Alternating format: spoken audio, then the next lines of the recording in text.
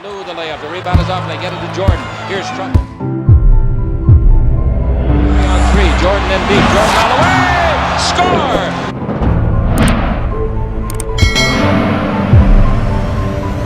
Jordan past Petrovic. Wow! Oh yes, yes! You can't believe that! የማይክል ጆርዳን ታሪክ ከውድቀት እስከ ታላቅ የቅርጫት ኳስ ተጫዋችነት። Here it is again.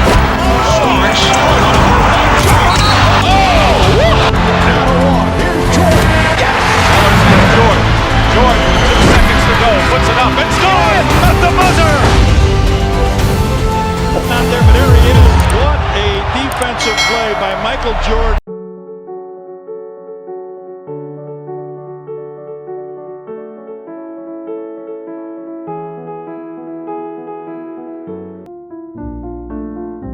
ኖርዝ ካሮላይና ሁለተኛ ደረጃ ትምህርት ቤት ውስጥ የሚማር የስፖርት ታሪክ ትልቁ አሳዛኝ ክስተት ተፈጠረ።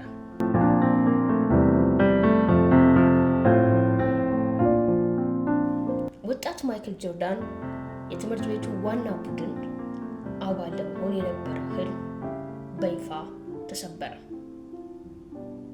ስሙ ከተመረጡት ተጫዋቾች ዝርዝር ውስጥ አልተጠቀሰም። በምትኩ ከሱ ትንሽ አጭር የነበረው ጓደኛው ተመረጠ።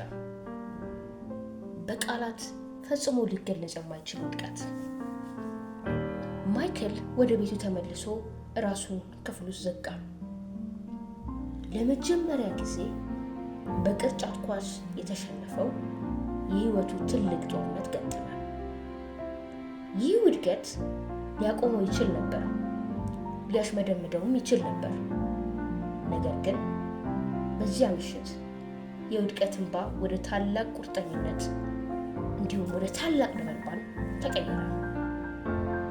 እንደገና ማንም ሰው አቅም የለህም ሊለኝ አይችልም የሚል የውስጥ ቃል ኪዳን አደረገ። ታላቁ የሥራ ስነ ምግባር የተወለደው እዚያ ነው። ከዋናው ቡድን ለመቀላቀል ያልታጨው ልጅ ከዋናው ቡድን ተጫዋቾች ሁሉ የበለጠ መስራት ጀመረ።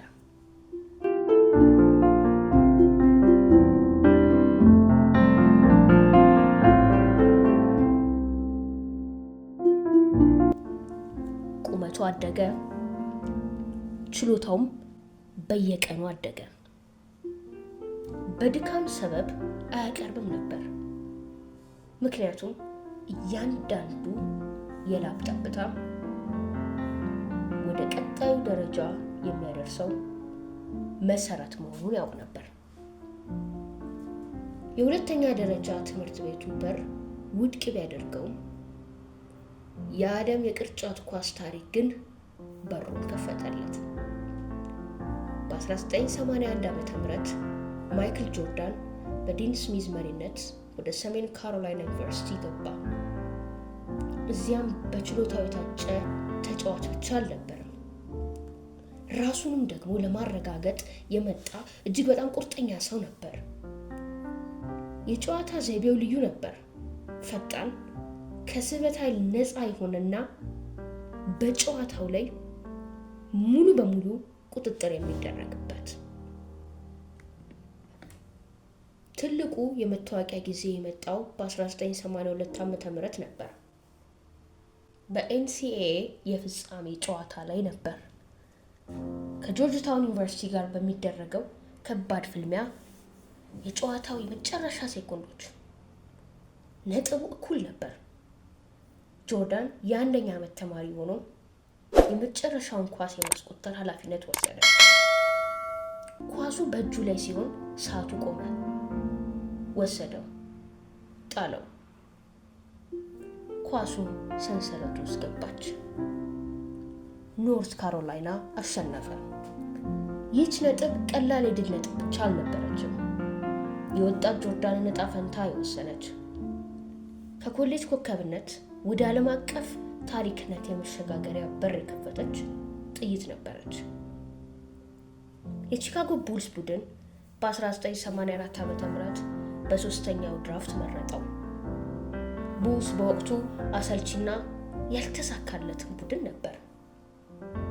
ጆርዳን ግን መድረኩን አገኘ። በኤንቢኤ ታሪክ ውስጥ አዲስ ዘመን መጀመሩ ዓለም ገና አላወቀም ነበር።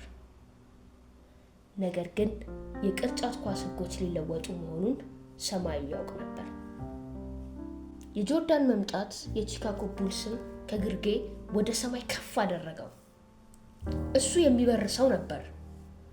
ከቅርጫቱ በላይ የመቆየት ችሎታው፣ ተከላካዮችን የማሳሳት ጥበቡ፣ የአትሌቲክስና የጥበብ ፍጹም ቅይጥ ነበር።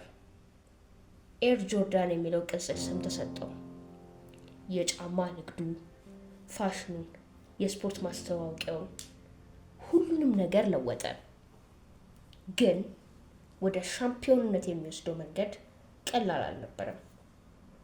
ከፊቱ የቆመው ትልቁ መሰናክል የዲትሮይት ፒስተንሰን ቡድን ነበር።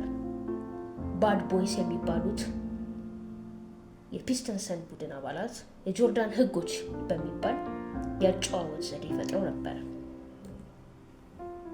ጆርዳንን በኃይል በድንገተኛ ግጭትና በስነ ልቦና ጫና ለማስቆም ሞከሩ። በተከታታይ ለ3 ዓመታት ፒስተንሰን የቡልስን የሻምፒዮንነት ህልም ቀበሩት። እነዚህ ውድቀቶች ለጆርዳን ትልቁ ትምህርት ነበሩ። ጥንካሬውን አዳበረ፣ የቡድን ጓደኞቹን አሳደገ እና ከሁሉም በላይ ደግሞ የመታገስ ጥበብን ተማረ።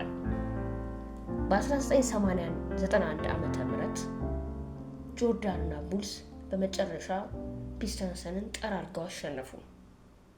ጆርዳን የመጨረሻውን ጨዋታ ሲያጠናቅቅ ከፒስተንሰን አግዳሚ ወንበር ላይ ማንም እንኳን ለመጨበጥ አልተነሳም። ጆርዳን ግን ግድ አልሰጠውም። አሁን ሰዓቱ የራሱ ነው። በዚያው ዓመት የመጀመሪያውን ሻምፒዮና አሸነፉ። ከዚያም በ1992 እና በ1993 የመጀመሪያውን ተከታታይ 3 ድሎች ጆርዳን ቃል ኪዳኑን ፈጽሟል። ከአሁን በኋላ በቀላሉ የሚናቅ ተጫዋች አልነበረም። ንጉስ ነበር። ምንም እንኳን በአባቱ አሳዛኝ ህልፈተ ህይወት ምክንያት በድንገት ከቅርጫት ኳስ ለ2 ዓመታት ራሱን ቢያገልም እና ለአጭር ጊዜ ቤዝቦል ቢጫወትም በ1995 ዓ.ም አምባክ በሚለው ቀላል መልእክት ተመለሰ። መመለሱም የቅርጫት ኳስ ዓለምን እንደገና ቀየረ። ጆርዳን እና ቡልስ በታሪክ ታይቶ በማይታወቅ ብቃት ሁለተኛውን ተከታታይ 3 ድሎች አስመዘገቡ። በድምሩ 6 የኤንቢኤ ሻምፒዮና ቀለበቶች፣ 6 የፍጻሜ ጨዋታ ምርጥ ተጫዋች ሽልማቶች። እያንዳንዱ ድል በአየር ላይ የተጻፈ የጥንካሬና የጽናት ማስረጃ ነበር። የማይክል ጆርዳን ውርስ ከ6ቱ ቀለበቶች ወይንም ከተቆጠሩት ነጥቦች እጅግ የላቀ ነው። እሱ ዓለም አቀፋዊ ተምሳሌት ነው። ውድቅ የተደረገው ልጅ የፈለገውን ዓላማ ለማሳካት የሰማይንም ሕግ መለወጥ እንደሚችል ያሳየ ሰው ነው። ኤምጂ የሚለው ስም ለትውልድ ሁሉ የልህቀት፣ የውበትና የመጨረሻው ተፎካካሪነት ምሳሌ ሆነ። የማይክል ጆርዳን ታሪክ የሚያስተምረው ታላቅነት የሚለካው በተፈጥሮ ስጦታ ብቻ ሳይሆን በውስጣዊ እልህ፣ በውድቀት ልክ እንደ ድል በመማርና ያለማቋረጥ የመስራት ቃል ኪዳን በማክበር መሆኑ ነው። የማይክል ጆርዳን መዝገብ የቅርጫት ኳስ ታላቁ ተጫዋች፣ the greatest of all time።